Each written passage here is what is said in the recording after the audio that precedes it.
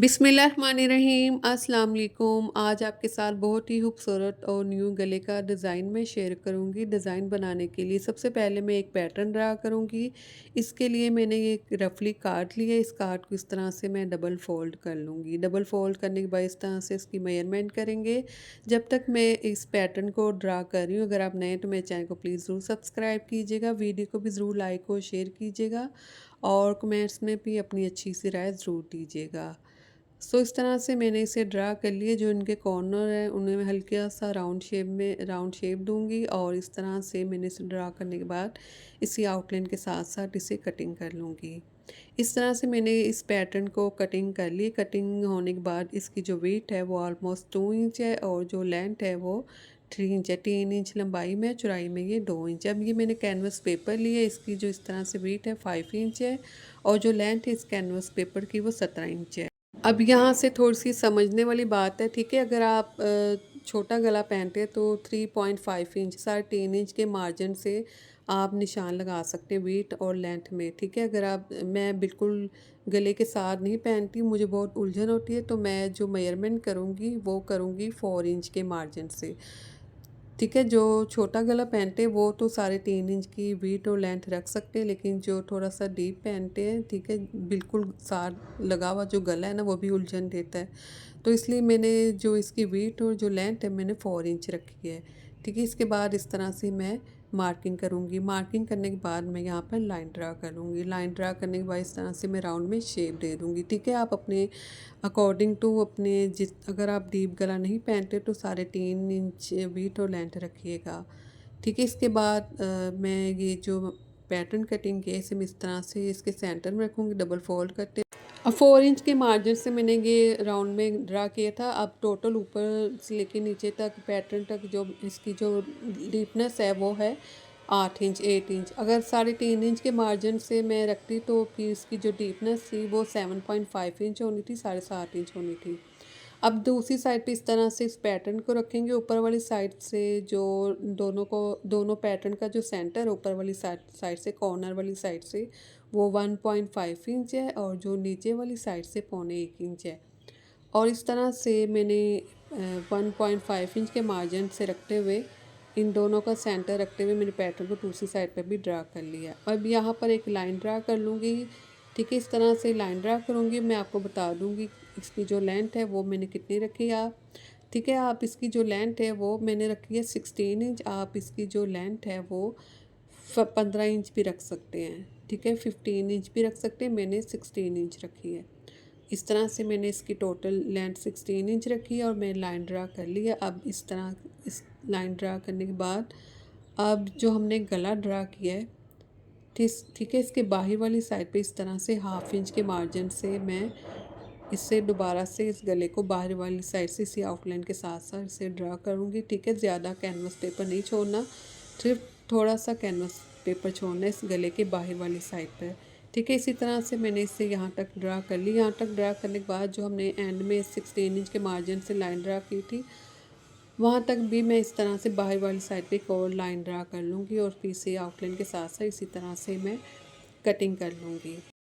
अब यहाँ तक कटिंग करने के बाद अब जो सेंटर में पैटर्न ड्रा किया था इस ठीक है इसी शेप के साथ मैं इस पैटर्न की शेप के साथ इसे मैं कटिंग कर लूँगी। इस तरह से मैंने कटिंग कर लिया इस गले को। और मज़े की बात ये है कि अगर आपके पास एक्स्ट्रा फैब्रिक नहीं है तो इसके बगैर ही ये डिज़ाइन बन जाएगा गले का। अब ये मेरे पास शर्ट है, इसकी बैक साइड पे इस तरह से मैंने इसे पेस्ट कर दिया। छोटा सा मैंने ज़ीरो बुकरम भी लगा दी ताकि ये डिस्टर्ब ना करे अपनी जगह पे, ये कायम टाइम रहे। ये जो कैनवस पेपर है जिसके ऊपर हमने गला कटिंग किया है। अब जैसे हमने गला कटिंग किया था इसके सेंटर से एक्स्ट्रा कैनवस पेपर रिमूव किया था, इसी तरह से हम जो फैब्रिक है इसे भी रिमूव करेंगे और इसी शेप गले इसी तरह से गले को शेप देंगे। ठीक है, जिस तरह से हमने कैनवस पेपर के ऊपर गले को शेप दिया है शर्ट के ऊपर भी इसी तरह से इस गले को हम शेप दे देंगे। और इसी तरह से जो एक्स्ट्रा फैब्रिक है इसे मैं कटिंग करूँगी इसके सेंटर से कंप्लीट। ठीक है, सेंटर से मैंने गले की शेप के साथ साथ ही फैब्रिक कटिंग कर लिया आउटलाइन के साथ साथ। इसके बाद जो ठीक है सेंटर वाला जो इस तरह ये कैनवस पेपर है, ठीक है, इसे भी बिल्कुल स्ट्रेट में कटिंग करूँगी। जहाँ तक मैंने इसे 16 इंच के मार्जिन से निशान लगा था वहाँ तक मैं इसे कटिंग कर दूँगी। कटिंग करने के बाद अब ये मेरे पास फैब्रिक है, इसे मैंने रेब में कटिंग कर लिया। इनके कॉर्नर को इस तरह से सेंटर से मिलाते हुए मैंने जॉइंट करते हुए स्टिच कर लूँगी। अगर फैब्रिक कम है आपके पास तो इस तरह से जॉइंट करते हुए आप इसे रेडी कर सकते हैं। अब स्टिच करने के बाद इसे भी इस तरह से सीधा करूँगी, ठीक है। सेंटर की जो सिलाई से सीधे करते हुए इस तरह से इस जो फैब्रिक है, ठीक है, इसे डबल फ़ोल्ड करते हुए सीधी साइड से डबल फ़ोल्ड करते हुए किनारे के साथ-साथ मैं इसे स्टिच कर लूँगी। तो इस तरह से मैं अब इसे स्टिच करना शुरू करूँगी। बिल्कुल बराबर रखते हुए इसे स्टिच करना है और बिल्कुल बराबर रखते हुए स्टिच करना है और सिलाई ज़्यादा दूर नहीं लगानी, बिल्कुल किनारे के साथ-साथ इसे स्टिच करना है। इस तरह से बहुत ही अच्छी ये पाइपिंग रेडी होगी। अब जो हमने फैब्रिक कटिंग किया था गले की सीधी साइड रखेंगे और इस तरह से पाइपिंग वाले फैब्रिक को इसके ऊपर वाली साइड पर रखेंगे और इस तरह से इसकी आउटलाइन के साथ साथ इसे स्टिच करते जाएंगे, ठीक है। इस तरह से आप स्टिच करेंगे तो बहुत ही आसानी से इस पाइपिंग को आप स्टिच कर सकेंगे।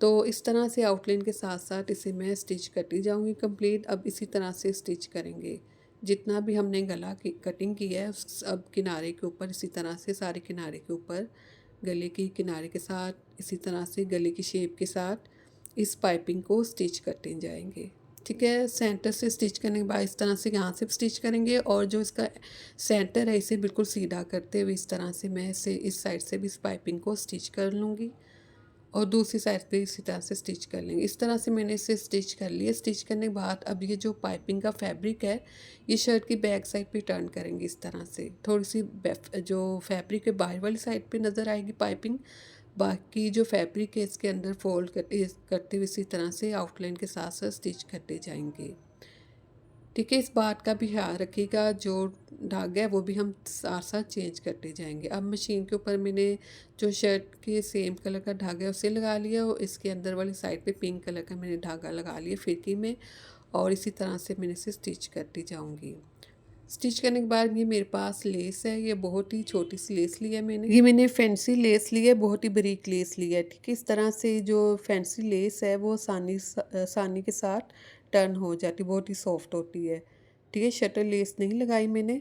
तो इस तरह से जो हमने पाइपिंग को स्टिच कर लिया था, ठीक है, उस पाइपिंग की बाहर वाली साइड पे इस तरह से लेस को हम स्टिच करेंगे पाइपिंग की बिल्कुल आउटलाइन के साथ साथ और शर्ट की सीधी साइड, जो शर्ट की सीधी साइड है इस साइड पे हम इसे स्टिच करेंगे और लेस को इसी तरह से भी पाइपिंग के आउटलाइन के साथ से इसी तरह से मैं कंप्लीट स्टिच कर लूँगी और इनके कॉर्नर नहीं बनाने, ठीक है, खुद ही इसके कॉर्नर बनते जाएंगे। अगर बनाना चाहे तो बना भी सकते हैं लेकिन खुद ब खुद ऑटोमेटिकली ये इसके जो कॉर्नर है वो बनते जाएंगे कंप्लीट। इसी तरह से अब लेस को मैंने पूरे गले पे स्टिच कर लिया है। स्टिच करने के बाद अब ये इसके साइड पे इसके बराबर बिल्कुल एक और सिलाई लगा लेंगे, ठीक है। डबल सिलाई के साथ हम इस लेस को स्टिच करेंगे।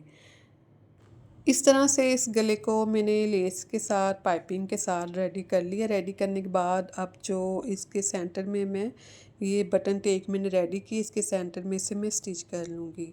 तो इसके सेंटर में इस तरह से मैं इसे रखूँगी इस बटन टेक को और फिर मैं इसे स्टिच करना शुरू करूँगी। पाइपिंग के आउटलाइन के साथ साथ मैं इस बटन टेक को स्टिच कर लूँगी। तो इस तरह से मैंने इसे स्टिच कर लिया और इनके कॉर्नर को बैक साइड से मैंने छोटे छोटे टांके लगाते हुए आपस में ज्वाइंट करते हुए स्टिच कर लिया ऊपर वाली साइड से और इनके सेंटर मैंने पर्स को स्टिच कर लिया कि बटन हो तो बटन भी आप लगा सकते हैं।